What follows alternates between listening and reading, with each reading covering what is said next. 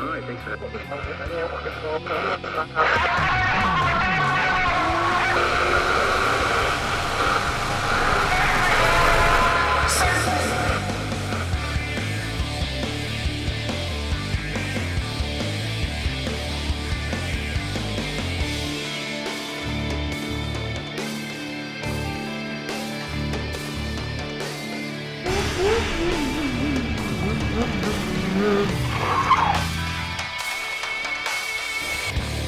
Sorry, I'm late for class.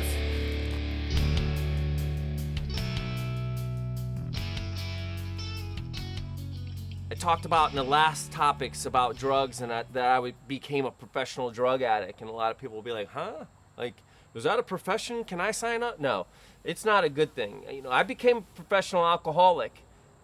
And once again, nobody starts out to be an alcoholic. Like, you know, especially when I was in high school and entering high school, I said it before, I love life and never really needed that stuff back then. But alcohol is like the silent killer. I just want to say that again. Alcohol can be the silent killer. You have to look at your own individual life. How's that working out for you? You know, are you able to set it down? Has it started to consume your life? When I first started drinking, it was in my teenage years, and you know, I could handle it because I never got out of control, and I still loved life. And I always kind of separate the two. There's a life on nature's terms.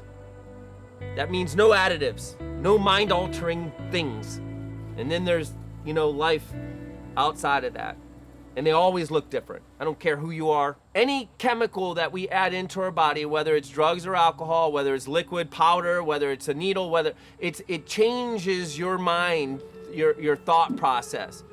There was a time in my life where I could drink, I could set it down, and I could still function. But oddly enough, there came a time in my life where I couldn't set it down.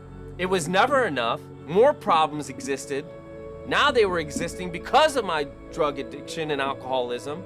And the hardest part was it was legal and everybody justified drinking. It's so funny now looking back. I used to say, I have the worst luck. Bad luck follows me. There's like a cloud of bad luck. No, it was my choices in my environment that I was creating. I needed to clean up my act. I needed to look at myself and say, is alcohol in my life good or bad? Is it helping me become more productive in life, in relationships, in school? Or is it stripping those things away? In the end, everybody was focused on the drugs and alcohol because it was definitely killing me. But I knew that in the baseline of all this, in the background of all this, it was because I was not happy anymore in my life. I was suffering and I was miserable. And I was just using the drugs and the alcohol to try to numb those constant thoughts. And for a minute, it seems like it works. For a minute, it seems like that alcohol gives you the courage or opens you up or helps you communicate.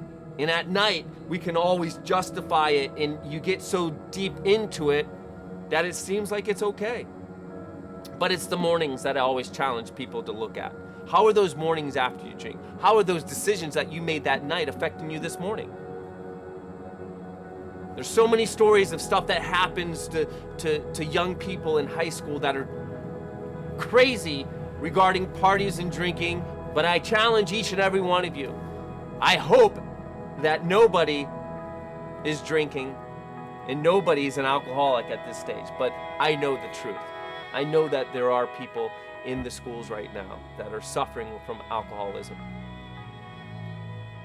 But once again, the reason why we're here today is because we love you and there's hope. And hope exists from those that overcome alcoholism. So I ask you once again, how is it working for you in your life if it is in your life? I know personally there's no room in my life for alcohol. I don't care about it anymore because I love life on life's terms. I found that love again. I did lose it, but I found it again. There's always hope. If you're struggling today, reach out. If you keep it inside, it's just gonna get worse.